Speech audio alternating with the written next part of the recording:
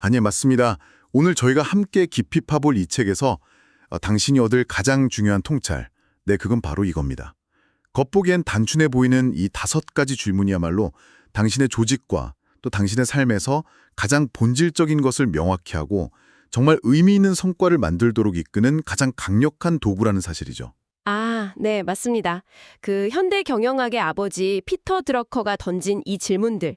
이게 뭐 수십 년이 지났지만요. 오히려 지금처럼 모든 게 정말 빠르게 변하고, 복잡한 시대에 그 가치가 더 빛나는 것 같아요. 왜냐하면 이 질문들이 우리를 잠시 듣다 멈추게 하거든요.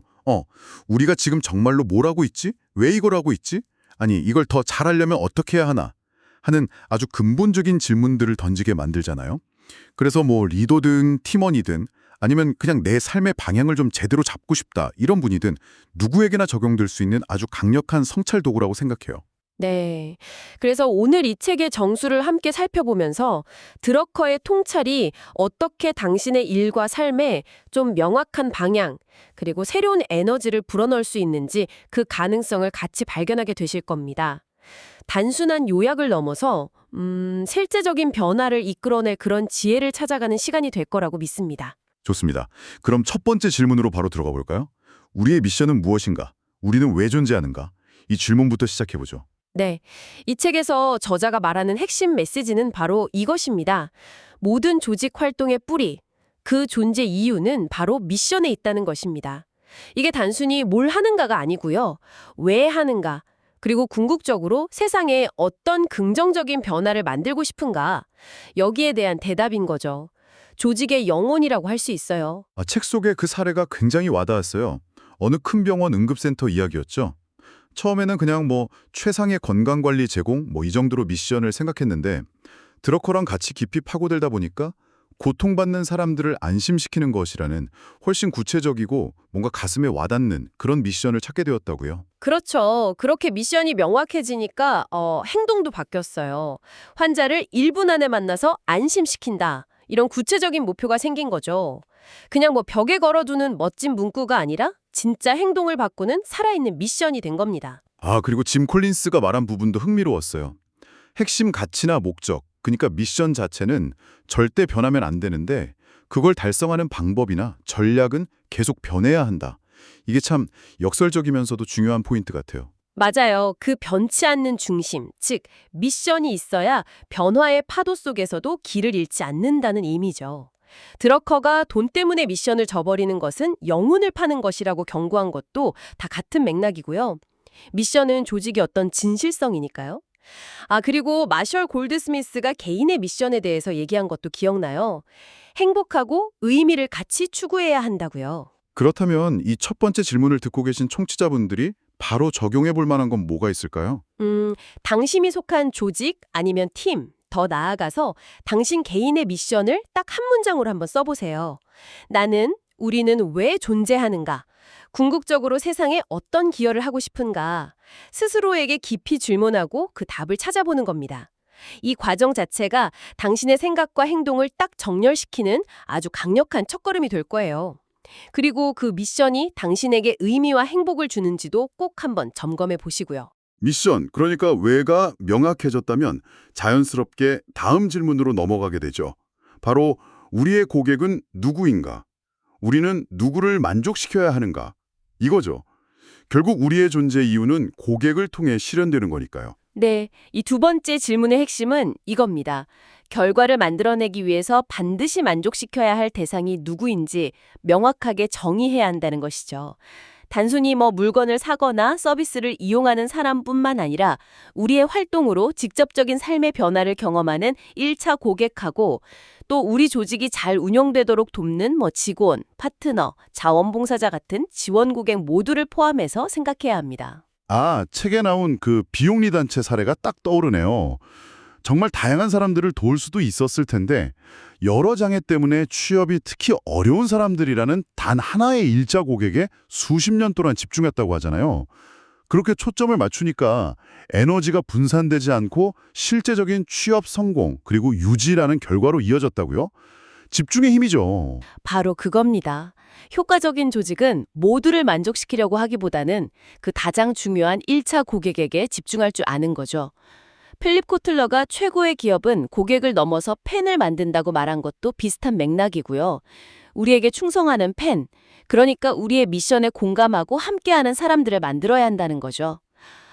GE 같은 거대 기업조차 단순화를 외치면서 끊임없이 고객 중심으로 변하려고 하는 이유도 바로 여기에 있습니다. 우버 사례도 참 흥미로웠어요.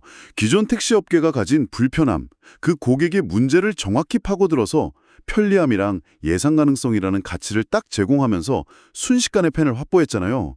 고객이 누구고 뭘 원하는지 아는 게 얼마나 중요한지를 보여주는 사례죠. 네. 그리고 지원 고객의 중요성도 절대 잊으면 안 됩니다. 직원이나 파트너, 자원봉사자 같은 내부 고객들이죠.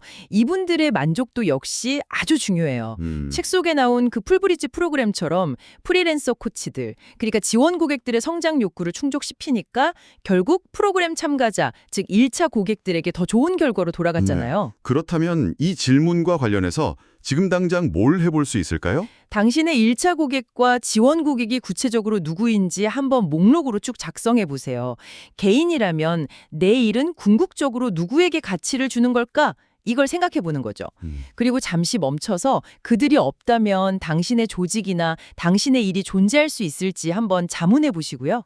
마지막으로 그들의 상황이나 기대치가 어떻게 변하고 있는지 주기적으로 확인하고 그 변화에 맞추어서 우리의 고객 정의를 계속 업데이트하는 노력이 필요합니다. 고객은 절대 고정된 존재가 아니니까요. 우리가 누구를 위해 존재하는지, 즉 미션, 그리고 그 대상이 누구인지 고객까지 명확히 했다면 이제 그들이 진정으로 무엇을 가치 있게 여기는지 알아야 할 차례네요. 세 번째 질문, 고객 가치는 무엇인가입니다.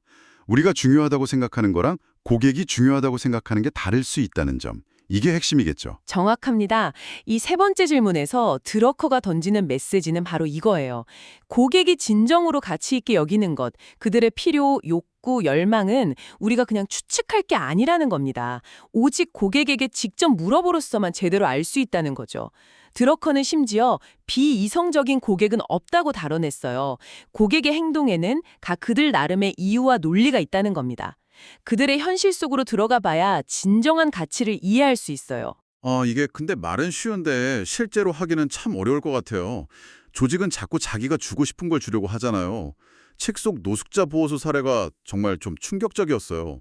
보호소는 당연히 따뜻한 식사랑 깨끗한 잠자리, 이게 가장 중요한 가치라고 믿었는데 막상 노숙자분들이랑 깊이 대화해보니까 그분들이 가장 원했던 건 노숙자 딱지를 떼고 삶을 다시 시작할 기회였다는 거잖아요. 그렇죠.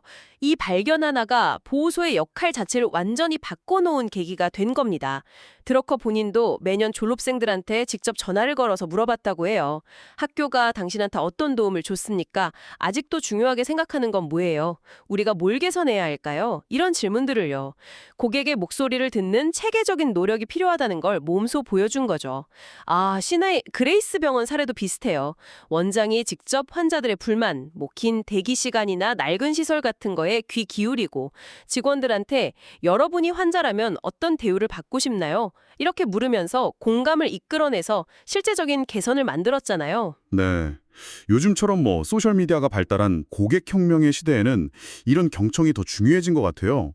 마이클 라제로 부부가 말한 것처럼 고객들은 이제 자기들이 원하는 시간과 방식으로 도움받기를 기대하죠. 맞습니다. 도구는 많아졌지만 중요한 건 역시 진정성 있는 태도예요. 고객의 피드백을 단순히 듣는 걸 넘어서 진짜 그들의 입장에서 문제를 바라보고 해결하려는 의지, 이게 중요하죠. 나디라 흐라가 강조했듯이 고객은 자기가 뭘 원하는지 몰라 이렇게 속단하지 말고 계속 질문하면서 고객 속으로 파고드는 것, 그 자체가 혁신일 수 있습니다. 그럼 이 부분에서 청취자분들이 해볼 수 있는 실천적인 접근은 뭘까요? 아주 간단한에서도 강력한 방법이 있습니다. 당신의 핵심 고객 몇 명에게 직접 한번 연락해서 진솔하게 물어보세요. 저희가 당신에게 어떤 도움을 드리고 있다고 생각하십니까? 당신에게 정말 중요한 가치는 무엇인가요? 저희가 무엇을 더 잘하거나 다르게 해야 할까요? 이렇게요. 당신의 예상을 뛰어넘는 놀라운 통찰을 고객의 목소리에서 직접 얻게 될 겁니다. 그리고 그 목소리를 판단하지 말고 객관적인 사실로 받아들이는 자세가 중요해요. 미션, 왜, 고객, 누구, 그리고 고객 가치, 무엇까지 명확히 했네요. 이제 네 번째 질문으로 넘어갈 시간입니다. 우리의 결과는 무엇인가? 어떤 결과가 필요하며 그것은 무엇을 의미하는가? 결국 우리가 하는 모든 활동이 어떤 결과로 이어져야 의미가 있을 테니까요. 네. 이 네 번째 질문의 핵심은 결과에 대한 관점을 바꾸는 데 있습니다. 조직의 성공은 결국 결과로 평가받는데 이때 결과란 단순히 우리가 한 일의 양, 그러니까 산출물 아웃풋이 아니라는 겁니다. 그 일을 통해서 사람들의 삶과 조건이 얼마나 긍정적으로 변화했는가, 즉 성과, 아웃컴으로 측정되어야 한다는 거죠. 양적인 지표와 함께 질적인 변화의 깊이와 폭을 같이 봐야 진짜 결과를 알 수 있다는 겁니다. 책에 나온 그 정신건강센터 사례가 바로 그걸 보여주네요. 상담 횟수 같은 그런 산출물이 아니라 환자들이 실제로 사회에 잘 적응하고 살아가는지, 즉 삶의 질 변화라는 성과를 측정 지표로 삼았다는 점.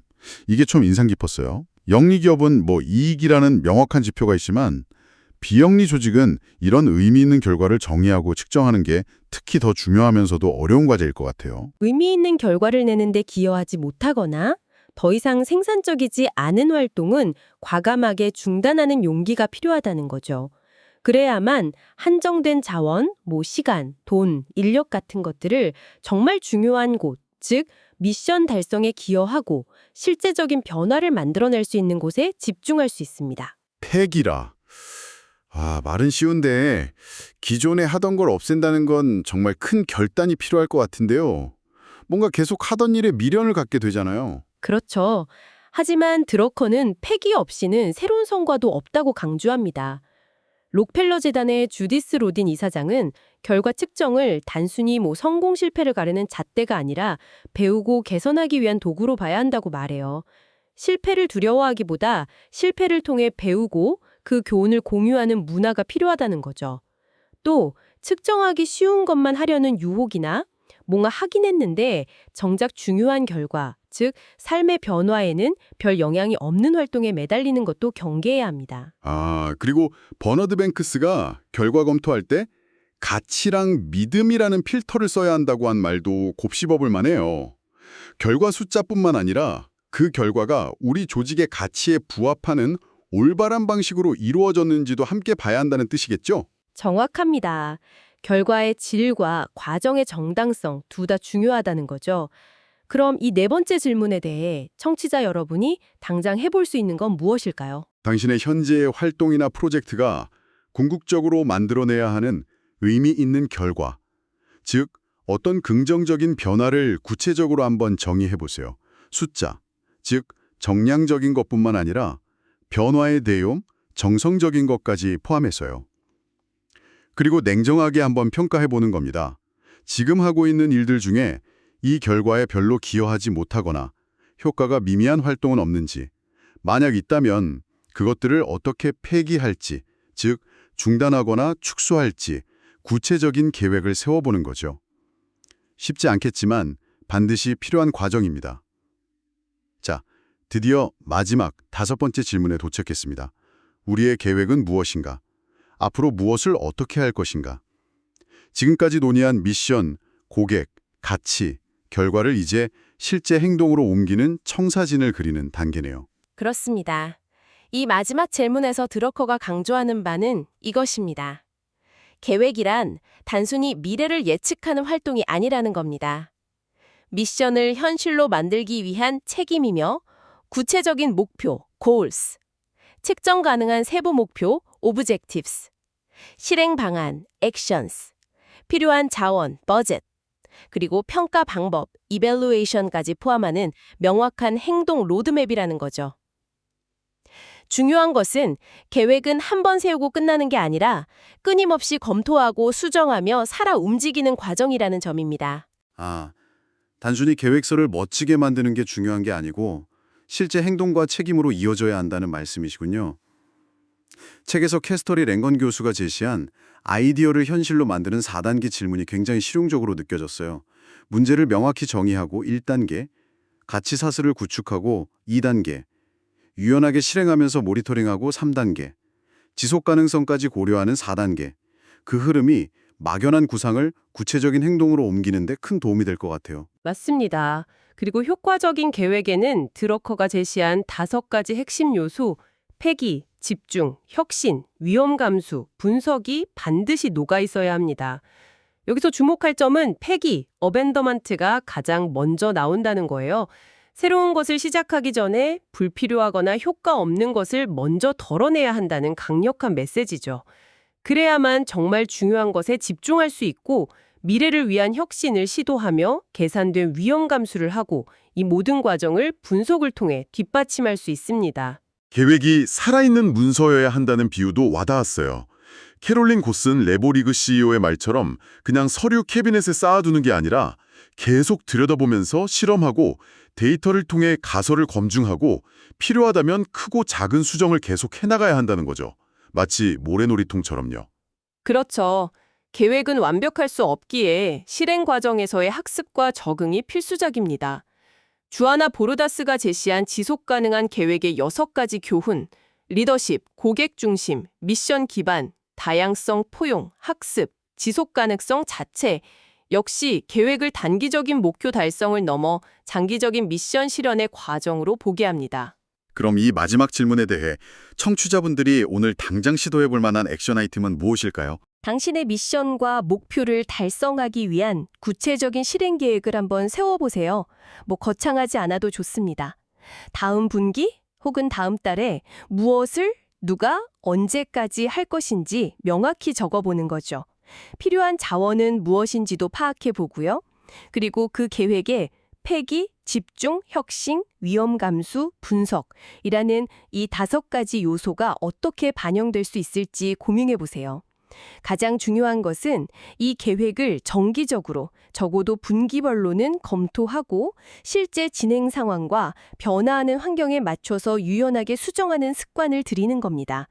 계획은 행동으로 이어질 때 비로소 가치가 생기니까요. 와, 오늘 피터 드러커의 5가지 질문, 미션, 고객, 고객 가치, 결과, 그리고 계획, 이걸 따라가면서 정말 깊이 있는 이야기를 나눴네요.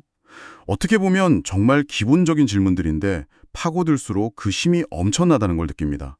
네, 이 책 전체를 관통하는 핵심 교훈을 딱 한 문장으로 요약한다면 저는 이렇게 말하고 싶습니다. 지속적인 자가 진단, 즉, 이 5가지 질문을 끊임없이 스스로에게 던지고 답을 찾아가는 과정을 통해 당신은 가장 중요한 것에 집중하고 변화에 효과적으로 대응하며 의미 있는 결과를 창출하는 리더, 그리고 개인으로 성장할 수 있습니다. 특히 성공하고 있을 때 이런 질문을 던지는 것이 더 중요하다고 드루커는 강조했죠. 맞아요. 자, 그럼 마지막으로 오늘 이야기를 듣고 나도 뭔가 해봐야겠다 이렇게 생각하시는 분들을 위해 아주 짧고 실용적인 체크리스트를 드릴게요. 좋습니다. 첫째, 오늘 당신의 미션, 그러니까 당신 혹은 당신 조직의 존재의 이유를 명확하고 간결하게 딱 한 문장으로 써보세요. 네, 그리고 둘째, 당신이 반드시 만족시켜야 할 핵심 고객, 1차 고객과 지원 고객 모두요. 그들이 정말로 원하는 가치는 무엇인지 고객의 입장에서 구체적으로 정의해보세요. 직접 물어보는 것 잊지 마시고요. 그렇죠. 셋째, 당신이 만들어내고 싶은 의미 있는 결과, 즉 삶의 긍정적 변화를 측정 가능하게 설정하고 그 결과를 달성하기 위한 다음 1-2가지의 구체적인 행동 단계를 계획해 보세요. 이때 폐기할 것은 없는지도 꼭 함께 살펴보시고요.